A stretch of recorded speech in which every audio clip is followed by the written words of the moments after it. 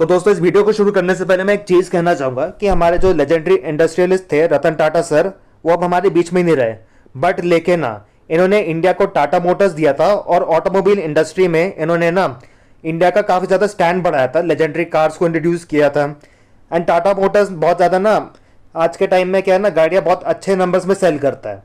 तो चलिए दोस्तों आज बात कर लेते हैं कौन सी वो गाड़ियाँ टाटा मोटर्स की जो आज भी लोगों को याद रहेंगी, या टाटा मोटर्स की ऐसी वो गाड़ियां जिन्होंने ना एक एवोल्यूशन करा था इंडिया में।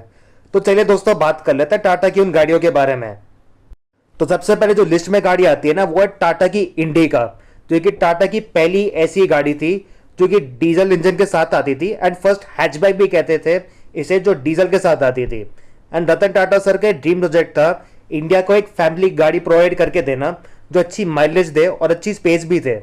And even Autocar India ने एक इस पे आर्टिकल भी पब्लिश करा था जिसपे ये बताया था कि 1,10,000 यूनिट्स की ना टाटा ने इंडिका की बुकिंग्स भी गैदर कर ली थे। एंड इवन आप लोगों को पता है कि सबसे ज़्यादा कहाँ पॉपुलर थी, प्राइवेट कार बैर से ज़्यादा ना टाटा इंडिका को ना लोग टैक्सी में ज़्यादा यूज़ करते थे। तो ये कहना एक बहुत ही परफेक्ट टैक्सी कार थी, क्योंकि आप लोगों को पता है कि डीजल इंजन जो है ना वो माइलेज के लिए जाने जाते हैं। एंड टाटा इंडिका ना उस चीज़ में तो एक रेवोल्यूशन था।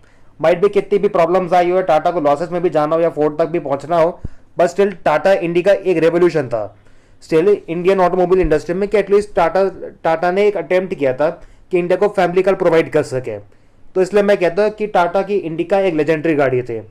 एंड आज भी लोगों को ये गाड़ी याद रहती है, स्पेशली जो ऑटोमोबाइल एंथुसियास्ट है। तो चलते हैं दोस्तों हम नेक्स्ट गाड़ी के ऊपर कि कौन सी वो गाड़ी थी जो आज भी टाटा मोटर्स की सबकी याद रहती है। तो दोस्तों जो नेक्स्ट हमारी जो लिस्ट में गाड़ी आती है वो है टाटा की सफारी। अब टाटा की सफारी क्यों मैं कह रहा हूँ, क्योंकि कहना जो पुरानी वाली सफारी जो आती थी वो एक लैडर फ्रेम एसयूवी थी। एंड अभी जो सफारी इंडिया में आती है वो एक मोनोकॉक एसयूवी है। तो जो पुरानी वाली सफारी थी ना उसको क्यों लोग पसंद करते थे, तो सबसे बड़ा रीज़न ये था कि जो पुरानी जो टाटा सफारी थी ना, जो लाइक मैं फर्स्ट जनरेशन वाली की बात करूँ 1998 वाले की, जो 2012 तक आती थी, उसका ऐसा था कि लोग ना उसको लुक्स की वजह से पहले तो बहुत ज़्यादा पसंद करते थे। एंड सबसे बड़ी चीज़ उसमें ये थी कि आपको ऑप्शनली ना 4 व्हील ड्राइव का भी ऑप्शन मिलता था। एंड सबसे बड़ी चीज़ जिससे क्या है ना एसयूवीज को बहुत ज़्यादा पॉपुलर कहा जाता है वो थी ग्राउंड क्लियरेंस, जिस वजह से कहना कि लोग ना टाटा सफारी को ना एक बहुत ही ज़्यादा कैपेबल एसयूवी मानते थे। तो आप लोग बताना कि अगर आपने कभी भी first generation Tata safari own करी है तो आपका एक्सपीरियंस कैसा था। एंड आप कितना एग्री करते हो कि जो टाटा सफारी पुरानी वाली थी वो एक लेजेंडरी गाड़ी थी in comparison to the monocoque SUV जो अभी सफारी नाम से आ रही है इंडिया में। तो दोस्तों जो मेरी लिस्ट में नेक्स्ट जो गाड़ी आती है वो टाटा की नेक्सॉन।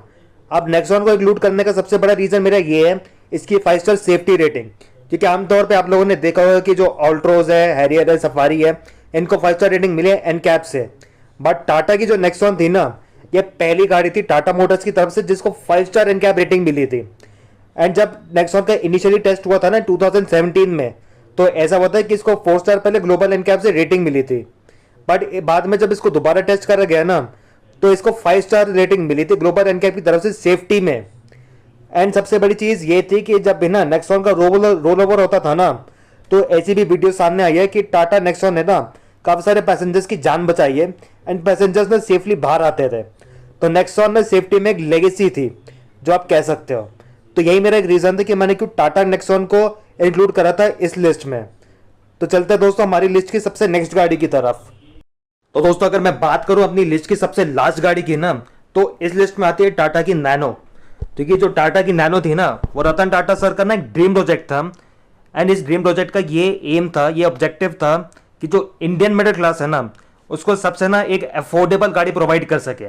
बट हालात की रीजंस ऐसे थी कि नैनो को ना मार्केट ऐसे कर रहा था कि इंडिया की सबसे चीपेस्ट कार थी, जिस वजह से कहना नैनो ज़्यादा चली नहीं थी।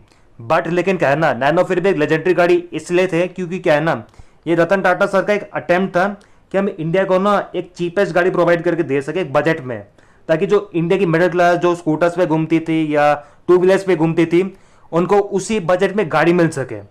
तो ये था मेरा आज का वीडियो उन टाटा की लेजेंडरी कार्स के बारे में। एंड आप लोग भी एक चीज़ बताना कि टाटा की वो कौन सी लेजेंडरी कार है जो मुझे इंक्लूड करनी चाहिए थी इस लिस्ट में, या आप बताना कि आप इनमें से किसी गाड़ी के ओनर हो, तो प्लीज़ अपना एक्सपीरियंस जरूर शेयर करना इस वीडियो के थ्रू। बाकी फिलहाल के लिए thanks for watching the video and आपका दिन शुभ रहे।